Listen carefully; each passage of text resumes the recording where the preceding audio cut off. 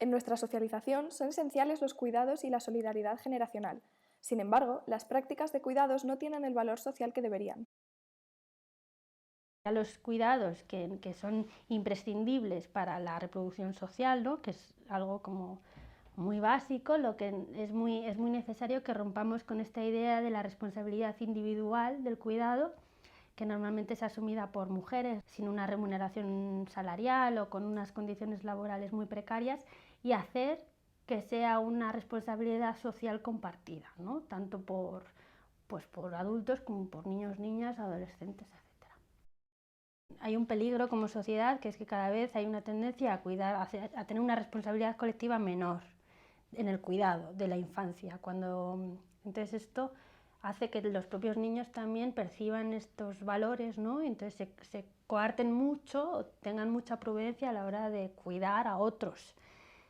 Entonces, pues el riesgo básicamente es ese, casi, ¿no? Estamos generando una sociedad que cuida muy poco a otras personas, a no ser que tengas un vínculo muy directo o una relación casi de propiedad.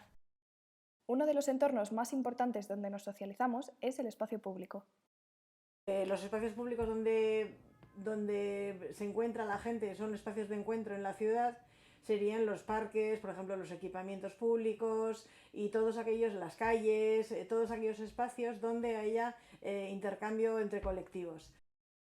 Normalmente no vemos que también es bidireccional, que los niños muchas veces y las niñas o los adolescentes socializan a los padres o a los abuelos, porque muchas veces a la salida de los coles pues es un lugar en el que se dan encuentros, son espacios que normalmente además han sido diseñados de una manera con muy poca calidad ambiental o espacial, y sin embargo son espacios en los que se dan unos vínculos o unas comunidades, ¿no?, de apoyo mutuo, que no nos damos cuenta pero están creando cuidado, ¿no?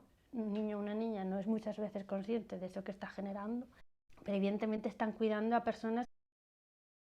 Investigadores como Francesco Tonucci nos hablan de cómo las ciudades son pensadas desde la mirada del adulto, pero el espacio es también de las niñas y niños.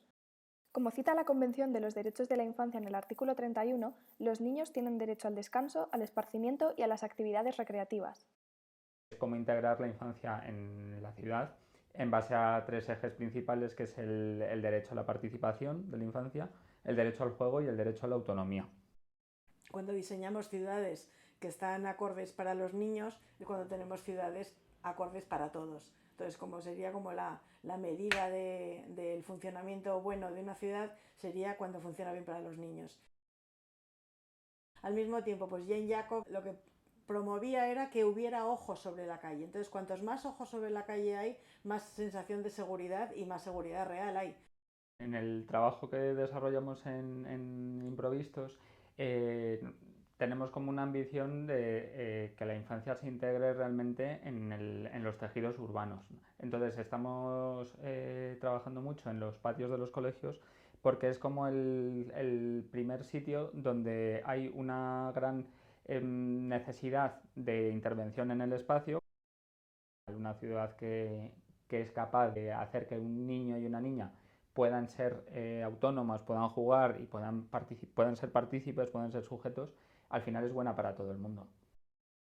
La oportunidad de identificar estos problemas que están surgiendo en torno a la infancia privatizada casi, y actuar para que sean conscientes de que el cuidado es un valor pues que te da estatus, que es muy bonito, y que además te va a dar una autoridad, ¿no?, un rango social al final. Entonces yo creo que es la oportunidad de, como adultos, poder dar valor a estos aspectos, ¿no?, de la infancia.